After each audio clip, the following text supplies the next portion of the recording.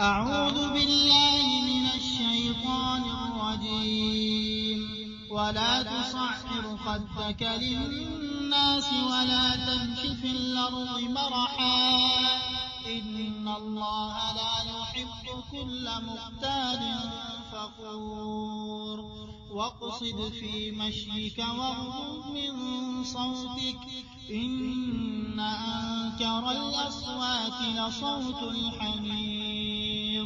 ألم تروا أن الله سخر لكم ما في السماوات وما في الأرض وأسبغ عليكم نعمه ظاهرة وباطنة ومن الناس من يجادل في الله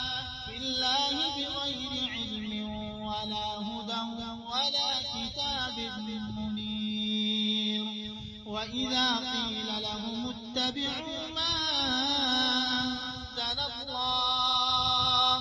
أنزل الله قالوا بل نتبع ما وجدنا عليه آباءنا أولو كان الشيطان يدعوهم إلى عذاب السعير ومن يسلم وجهه إلى الله وهو محسن فقد استمسك بالعروة الوثقى وإلى الله عاقبة الأمور ومن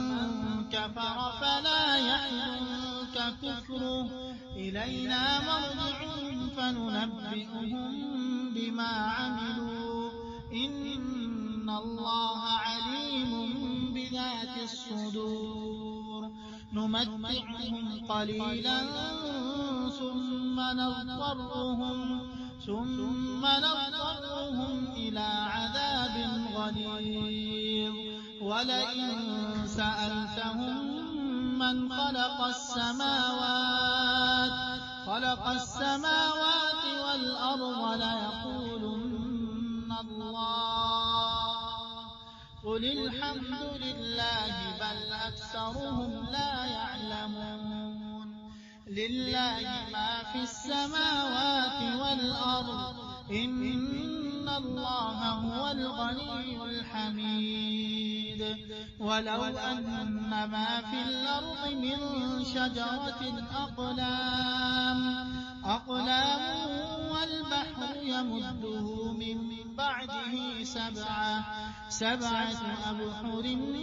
ما نفدت كلمات الله إن الله عزيز حكيم ما خلقكم ولا بعثكم إلا كنفس واحدة إن الله سميع بصير ألم تر أن الله يولج الليل في النهار ويولج النهار في الليل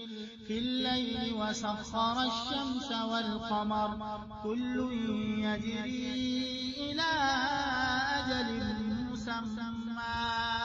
وأن الله بما تعملون خبير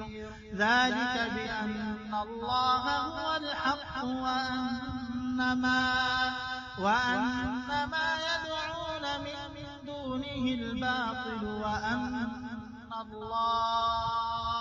وأن الله هو العلي الكبير ألم تر أن الفلك تجري في البحر بنعمة الله ليريكم من آياته إن في ذلك لآيات لكل صبار شكور